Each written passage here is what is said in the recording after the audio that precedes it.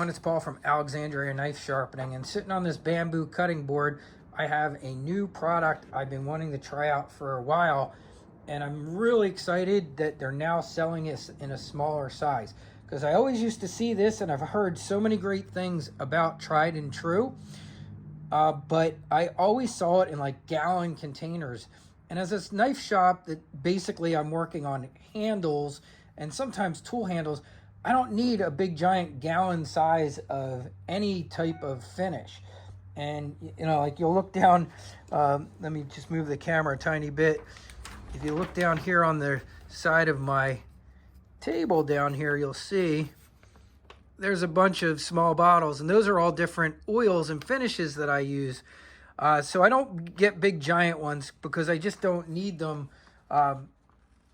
to be getting old and drying out before I get to use them all. So really happy about this size, and I'm really happy to see the varnish oil, which is something I've been wanting to try for a while. So varnish oil is a mixture of linseed oil and pine resin, and it's really great for handles of tools, handles of knives. Once it hardens, it can be polished to a really nice sheen and look really great, and it's their most scratch resistant formula that Tried and True sells.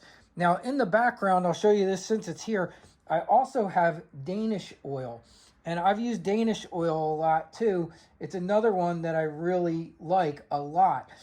Danish oil is a fast drying linseed oil, and the other great thing about both of these is they're food safe. There's no petrochemicals in either one of these products. Tried and True Danish oil can be used for, I've been doing a lot of resin poured cutting boards. It can be used to treat things to bring the grain out of wood, and it can be a pre-treatment for stuff. And then the varnish oil, this is going to give you a little bit more of that shiny finish, and it's going to be more scratch resistant, like I mentioned earlier. So really looking forward to trying these. We're going to use it on this knife right here. I'm going to touch this knife up quickly with my Milwaukee finishing sander, just to get some of this old dried out wood and clean that up a little bit. I'm going to probably tape this off right here, just so I don't scratch this bolster up, because it's kind of a pretty nice mirrored bolster. And I'm going to do that to this first. I'll show you the sanding, and then I'll put this on and I'll show you the treatment, and then I'll show you what it looks like at the end. So I got my Milwaukee finish sander here. I really love this sander too. This thing is great. Awesome for knife handles because it's real tiny size, real easy to get in there, and it's not overly aggressive, so I don't remove too much wood. I'm using a 220 abrasive on here. Okay, so I'm pretty happy with how that's sanded down. It's nice and smooth. So just another quick tip for those out there, if you are doing this kind of work, I always do my cosmetic stuff first. So I polish this knife up, it's all done, and then I sharpened it. So now I just finished sharpening. I like to do all the cosmetics first because I don't want to have to do it later, because you can accidentally dull the knife when you don't intentionally mean to do so if you're trying to polish them. Let me just show you here. Let's do a little quick cut test.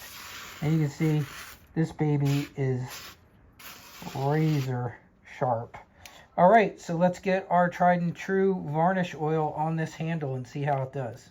Linseed oil, like I said, it's real safe, so a lot of times you'll see me even do this, rub it in with my finger. So I don't mind doing that. So this is a nice consistency. It's pretty thick. Yeah, it feels good. I mean, it's a nice consistency. Yeah, it's not gonna run. It's not runny. So I'm gonna do it with my finger, yeah. And just work it in there. Make sure I get it in all those spots. Yeah, it looks nice.